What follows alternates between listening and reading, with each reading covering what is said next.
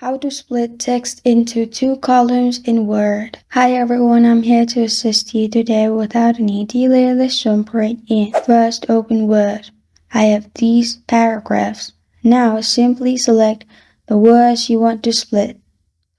Then click on Layout at the top. In Layout, click on Columns. Then select 2, which is the second option. After you've selected 2, your text will be splitted into two columns. If you want to customize your spacing, you can select all the text again. After you've selected all the text again, then click on Columns at the top and click on More Columns.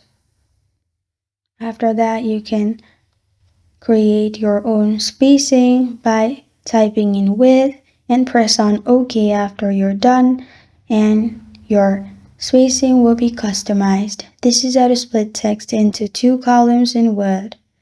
Thank you for joining me today. If this video helps you out, please leave a like and subscribe for more. Got a question or want to suggest a topic? Comment below. Thank you for watching.